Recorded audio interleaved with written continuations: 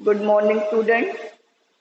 अज आप writing skill लेख माँ बोली की महानता इस राइटिंग स्किल के उपर विचार वटांदरा करांगे। इस लेख के उपर माँ बोली, ठीक है। सब तो पहला हैगी आ इस राइटिंग स्किल की रूपरेखा दे विच भूमिका मात भाषा की है। माँ बोली नूं मात भाषा कहा जाता है। भाषा नाल सभ्यता विच निखार, मात भाषा सिक्ख्या दा माध्यम, देश प्यार, सभ्याचार नाल संबंध, मात भाषा पंजाबी दी विशेषता ते सार। सब तो पहला पॉइंट है भूमिका दे विच आपां डिस्कस करांगे कि भाषावां कौमां दा विरसा हुंदियां हन। कोई भी भाषा आ वो किसी ना किसी कौम दा विरसा विरासत हुंदी आ।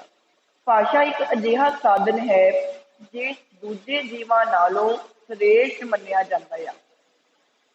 भाषा कारण ही उसनूं ये हैसियत प्राप्त है। भाषा ही मनुख नूं लोकप्रिय बना दिंदी है।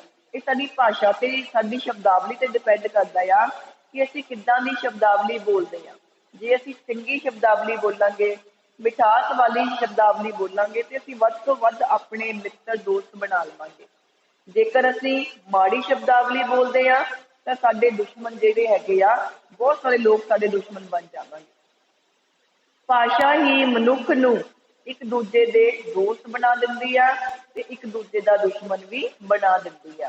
ते भाषा एक अजिही सांझ है जिहड़ी मनुख नूं एक सूत्र विच परो के स्वर्गी जीवन प्रदान करती है। नैक्सट पेज के उपर हैगा आ कि मात भाषा की है। जेकर आप गल करते हैं कि मात भाषा, अखीर दे विच मात भाषा है की आ।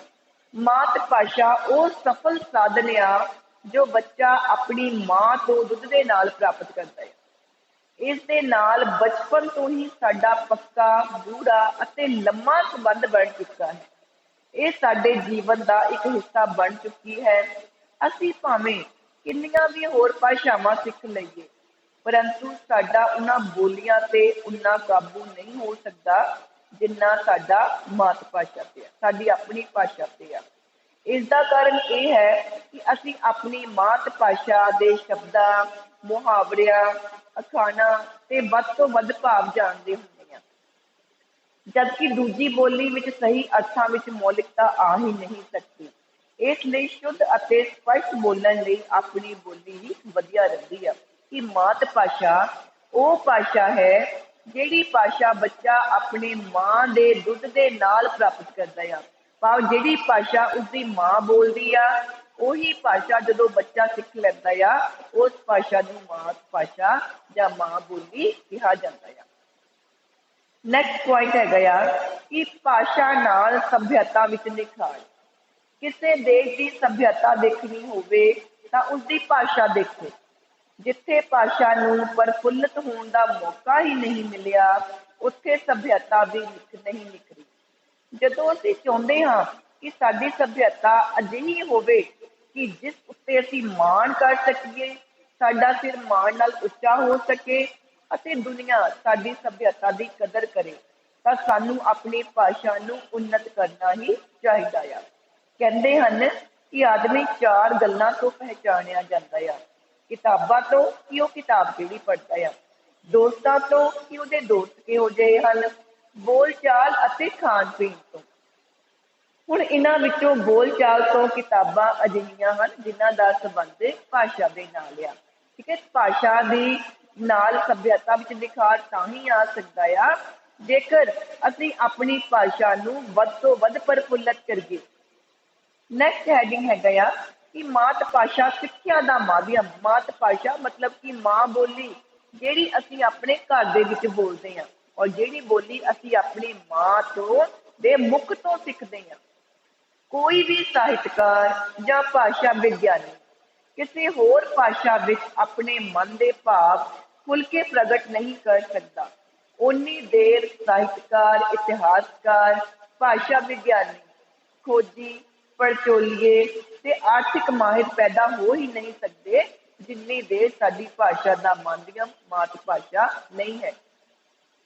टैगोर, रविंद्रनाथ टैगोर जी ने गीतांजलि वर्गी एक महान किताब लिख के दुनिया नूं दित्ती। ठीक है, वो तां ही लिख सकदा सी क्योंकि ओदी अपनी मात भाषा दे उपर बहुत ही मजबूत पकड़ सी।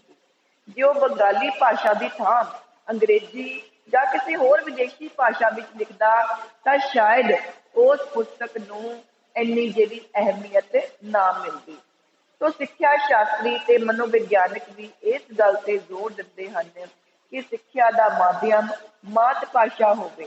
सिर्फ मात भाषा ही है जिस दे विच बुद्धि तीखण ते बलवान हो सकती है। ठीक है बेटा, तो जेकर साडी जिहड़ी मात भाषा आ ਉਹਦੇ ਵਿੱਚ ਸਾਨੂੰ ਐਜੂਕੇਸ਼ਨ ਦਿੱਤੀ ਜਾਵੇ ਤਾਂ ਹੋ ਸਕਦਾ ਆ ਕਿ ਬੱਚਾ ਵੱਧ ਤੋਂ ਵੱਧ ਜਿਹੜੀ ਸਿੱਖਿਆ ਆ ਪ੍ਰਾਪਤ ਕਰ ਸਕੇ।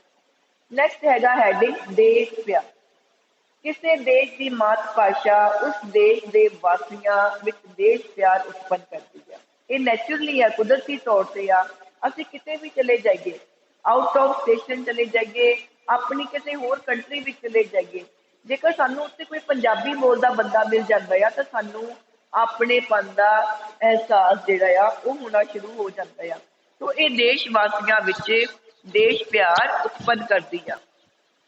ਇਸ ਦੇ ਉਲਟ ਦੂਜੇ ਦੇਸ਼ਾਂ ਦੀ ਜੇਕਰ ਅਸੀਂ ਬੋਲੀ ਧਾਰਨ ਕਰ ਲਈਏ ਤਾਂ ਅਸੀਂ ਆਪਣੇ ਹੀ ਦੇਸ਼ ਦੇ ਵਿੱਚ ਬੇਗਾਨੇ ਹੋ ਜਾਂਦੇ ਆ। ਉਹ ਆਪਣੇ ਦੇਸ਼ ਪਿਆਰ ਤੋਂ ਹੀ ਵਾਂਝੇ ਰਹਿ ਜਾਂਦੇ ਆ ਲੋਕ। ਉਹ ਵਿਦੇਸ਼ੀ ਸੱਭਿਅਤਾ, ਸੱਭਿਆਚਾਰ, ਹੁਨਰ ਤੇ ਸਾਹਿਤ ਨੂੰ ਆਪਣੇ ਦੇਸ਼ ਦੀਆਂ ਵਸਤਾਂ ਤੋਂ ਖਾਸ ਵਿਸ਼ੇਸ਼ਤਾ ਦੇਣ ਲੱਗ ਪੈਂਦੇ ਹਨ। ਇਸ ਕਰਕੇ ਜਦੋਂ ਕੋਈ ਕੌਮ ਇੱਕ ਦੂਜੀ ਕੌਮ ਨੂੰ ਜਿੱਤਦੀ ਆ ਤਾਂ ਸਭ ਤੋਂ ਪਹਿਲਾਂ ਉੱਥੇ ਆਪਣੀ ਮਾਤ ਭਾਸ਼ਾ ਨੂੰ ਛੱਡ ਕੇ ਦੂਜੇ ਦੇਸ਼ ਦੀ ਬੋਲੀ ਅਪਣਾ ਲੈਂਦੀ ਆ ਤੇ ਉਹ ਦੇਸ਼ ਗੁਲਾਮੀ ਦੀਆਂ ਬੇੜੀਆਂ ਵਿੱਚ ਪੱਕਾ ਹੀ ਜਕੜਿਆ ਜਾਂਦਾ ਆ। ਫਿਰ ਜਦੋਂ ਕੋਈ ਦੇਸ਼ ਭਗਤ ਗੁਲਾਮੀ ਵਿੱਚ ਜਕੜੀ ਕੌਮ ਨੂੰ ਮੁਕਤ ਕਰਵਾਉਣਾ ਚਾਹੁੰਦਾ ਆ ਤਾਂ ਉਹ ਆਪਣੀ ਕੌਮ ਵਿੱਚ ਦੇਸ਼ ਪਿਆਰ ਦੀ ਭਾਵਨਾ ਭਰਨ ਲਈ ਜਿਹੜਾ ਹੈਗਾ ਆ ਮਾਤ ਭਾਸ਼ਾ ਦਾ ਸਹਾਰਾ ਲੈਂਦਾ ਆ, ਕਿਉਂਕਿ ਇਹ ਭਾਸ਼ਾ ਹੀ ਜ਼ੋਰਦਾਰ ਅਸਰ ਪਾ ਦਿੰਦੀ ਆ। ਭਾਵ ਦੇਸ਼ ਪਿਆਰ ਮਾਤ ਭਾਸ਼ਾ ਦੇ ਵਿੱਚੋਂ ਸਾਡਾ ਦੇਸ਼ ਪਿਆਰ ਉਤਪੰਨ ਹੁੰਦਾ ਆ। ਜੇ ਅਸੀਂ ਆਪਣੀ ਮਾਤ ਭਾਸ਼ਾ, ਆਪਣੀ ਮਾਂ ਬੋਲੀ ਨੂੰ ਛੱਡ ਕੇ ਹੋਰ ਬੋਲੀ ਬੋਲਾਂਗੇ ਤਾਂ ਅਸੀਂ ਆਪਣੇ ਹੀ ਦੇਸ਼ ਦੇ ਵਿੱਚ ਬੇਗਾਨੇ ਹੋ ਜਾਵਾਂਗੇ। ਨੈਕਸਟ ਹੈਡਿੰਗ ਹੈਗਾ ਆ ਕਿ ਸੱਭਿਆਚਾਰ ਨਾਲ ਸੰਬੰਧ। ਮਾਤ ਭਾਸ਼ਾ ਦਾ ਮਾਤ ਭੂਮੀ ਦੇ ਸੱਭਿਆਚਾਰ ਤੇ ਰਸਮਾਂ ਰਿਵਾਜਾਂ ਨਾਲ ਕਾਫੀ ਗੂੜਾ ਸੰਬੰਧ ਜੁੜਿਆ ਹੋਇਆ ਹੈ। ਕਿਸੇ ਦੇਸ਼ ਦੀ ਸੱਭਿਅਤਾ ਨੂੰ ਚਿਰ ਸਥਾਈ ਬਣਾਈ ਰੱਖਣ ਲਈ, ਚਿਰ ਸਥਾਈ ਹੁੰਦਾ ਆ ਕਿ ਹਮੇਸ਼ਾ ਬਰਕਰਾਰ ਰੱਖਣ ਲਈ, ਚਿਰ ਸਥਾਈ ਰੱਖਣ ਲਈ ਆਪਣੀ ਬੋਲੀ ਹੀ ਸਰਵ ਸਮਰੱਥ ਹੁੰਦੀ ਆ। ਵਿਦੇਸ਼ੀ ਭਾਸ਼ਾ ਨਾ ਕੇਵਲ ਸੱਭਿਆਚਾਰ ਨੂੰ ਨੁਕਸਾਨ ਪਹੁੰਚਾਉਂਦੀ ਹੈ ਸਗੋਂ ਦੇਸ਼ ਵਾਸੀਆਂ ਨੂੰ ਵੀ ਭੰਡ ਬਣਾ ਦਿੰਦੀ ਆ। ਇਹ ਆਤਮਿਕ ਜੀਵਨ ਨੇ ਹੀ ਆਪਣੀ ਮਾਤ ਭਾਸ਼ਾ ਨੂੰ ਛੱਡ ਕੇ ਉਰਦੂ ਨੂੰ ਗ੍ਰਹਿਣ ਕਰ ਲਿਆ ਤਾਂ ਗੁਰੂ ਨਾਨਕ ਦੇਵ ਜੀ ਨੇ ਦੇਸ਼ ਵਾਸੀਆਂ ਨੂੰ ਝਾੜ ਪਾਉਂਦੇ ਹੋਏ ਕਿਹਾ, ਘਰ ਘਰ ਮੀਆਂ ਸਭਨਾ ਜੀਆਂ ਬੋਲੀ ਅਵਰ ਤੁਮਾਰੀ।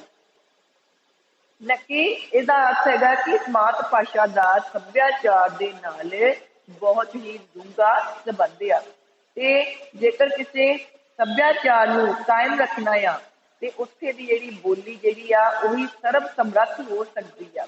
ਵਿਦੇਸ਼ੀ ਭਾਸ਼ਾ ਨਾ ਕੇਵਲ ਸੱਭਿਆਚਾਰ ਨੂੰ ਨੁਕਸਾਨ ਪਹੁੰਚਾਉਂਦੀ ਆ ਸਗੋਂ ਦੇਸ਼ ਵਾਸੀਆਂ ਨੂੰ ਵੀ ਭੰਡ ਬਣਾ ਦਿੰਦੀ ਆ। ਸੋ ਗੈਰ ਬੋਲੀ ਆਜ਼ਾਦ ਕੌਮਾਂ ਨੂੰ ਗੁਲਾਮ ਬਣਾ ਦਿੰਦੀ ਆ। ਅਗਲਾ ਹੈਡਿੰਗ ਹੈਗਾ ਆ ਕਿ ਮਾਤ ਭਾਸ਼ਾ ਪੰਜਾਬੀ ਦੀ ਵਿਸ਼ੇਸ਼ਤਾ। ਹੁਣ ਆਪਾਂ ਸਾਡੀ ਮਾਤ ਭਾਸ਼ਾ ਪੰਜਾਬੀ ਆ ਕਿਉਂਕਿ ਅਸੀਂ ਪੰਜਾਬ ਦੇ ਵਿੱਚ ਰਹਿਣ ਵਾਲੇ ਆ। ਹਰੇਕ ਸਟੇਟ ਦੀ ਜਿਹੜੀ ਭਾਸ਼ਾ ਆ ਉੱਥੋਂ ਦੀ ਮਾਤ ਭਾਸ਼ਾ ਆ। ਸਾਡੀ ਮਾਂ ਬੋਲੀ ਪੰਜਾਬੀ ਆ, ਠੀਕ ਹੈ, ਕਿਉਂਕਿ ਅਸੀਂ ਪੰਜਾਬ ਦੇ ਰਹਿਣ ਵਾਲੇ ਆ। ਹੁਣ ਅਸੀਂ ਆਪਣੀ ਮਾਤ ਭਾਸ਼ਾ ਪੰਜਾਬੀ ਬਾਰੇ ਗੱਲ ਕਰਦੇ ਹਾਂ। ਪੰਜਾਬ ਨੇ ਆਪਣੀ ਮਾਤ ਭਾਸ਼ਾ ਨੂੰ ਰਾਜ ਸਿੰਘਾਸਨ ਤੇ ਬਿਠਾਉਣ ਦਾ ਮਾਣ ਪ੍ਰਾਪਤ ਕੀਤਾ ਆ। ਪੰਜਾਬੀ ਭਾਸ਼ਾ ਸਦੀਆਂ ਤੋਂ ਚੱਲੀ ਆ ਰਹੀ ਆ ਤੇ ਸ਼ੇਖ ਫਰੀਦ ਜੋ ਗੁਰੂ ਨਾਨਕ ਦੇਵ ਜੀ ਤੋਂ ਕਈ ਸਾਲ ਪਹਿਲਾਂ ਹੋਏ ਸਨ, ਪੰਜਾਬੀ ਦੇ ਪ੍ਰਥਮ ਕਵੀ ਵੀ ਮੰਨੇ ਜਾਂਦੇ ਹਨ। ਉਹਨਾਂ ਦੀ ਬੋਲੀ ਬੜੀ ਮਿੱਠੀ, ਮਾਂਝੀ, ਸੰਵਾਰੀ ਤੇ ਤਰਾਸ਼ੀ ਹੋਈ ਸੀਗੀ ਤੇ ਅੱਜ ਤੋਂ 8-9 ਸਾਲ ਪਹਿਲਾਂ ਦੀ ਬੋਲੀ ਏਦਾਂ ਲੱਗਦੀ ਆ ਕਿ ਜਿਵੇਂ ਅੱਜ ਦੀ ਹੀ ਬੋਲੀ ਹੋਵੇ। ਇਸ ਤੋਂ ਪਤਾ ਲੱਗਦਾ ਹੈ ਕਿ ਸ਼ੇਖ ਫਰੀਦ ਜੀ ਤੋਂ ਪਹਿਲਾਂ ਵੀ ਕਈ ਕਵੀ ਹੋਏ ਹਨ इस तरह पंजाबी भाषा का जीवन काल बहुत लंबे अरसे तो चलिया आ रहा है। और नाल दी नाल ये भी कहने की कोशिश की गई है, समझाने की कोशिश की गई है कि भाषा कोई भी माड़ी नहीं है, कोई भी भाषा जिहड़ी आ वो माड़ी नहीं हैगी। भाषावां सारियां सीखणियां चाहीदियां हन, परंतु जिहड़ी साडी मां बोली आ, मात भाषा आ, ਉਹਦਾ ਸਤਿਕਾਰ करना चाहिए आ, ਵੱਧ ਤੋਂ ਵੱਧ उस भाषा का प्रयोग करना चाहिए आ। अखीर ते हैगा सार, मात भाषा साडे लई अति जरूरी आ। साडी सिक्ख्या का माध्यम भी मात भाषा ही होना चाहिए आ, पर यह भी उचित है कि सानू दूसरियां भाषावां का ज्ञान भी प्राप्त करना चाहिए आ। तो इस राइटिंग स्किल दे विच सानू यही सीखण नू मिलिया आ कि मात भाषा मां बोली वो बोली है जिहड़ी बोली बच्चा अपने मां दे मुख तो प्राप्त करता है। ठीक है, मां दे दुध राही प्राप्त की जाती है, उसनू मां बोली कहा जाता है। साडी मां बोली पंजाबी आ, ठीक है, क्योंकि असी अपनी मां तो जिहड़ी भाषा सीखी आ वो पंजाबी सीखी आ। तो इस भाषा का वध तो वध प्रयोग करना चाहिए आ, इहदे विच वध तो वध विचार वटांदरा करना चाहिए आ। इहदे नाल ही साडा देश प्यार, साडी आपसी भावना जिहड़ी हैगी आ वो बनी रहेगी। ते भाषावां सारियां सीखणियां चाहीदियां हन। जदों किते सानू लोड़ पैंदी आ किसी होर दे स्टेट दे व्यक्ति नाल गलबात करन दी, तां सानू भाषा जिहड़ी हैगी आ वो भी सानू आउणी चाहीदी आ। तो बेटा ये सीगी मां बोली दी महानता। धन्नवाद।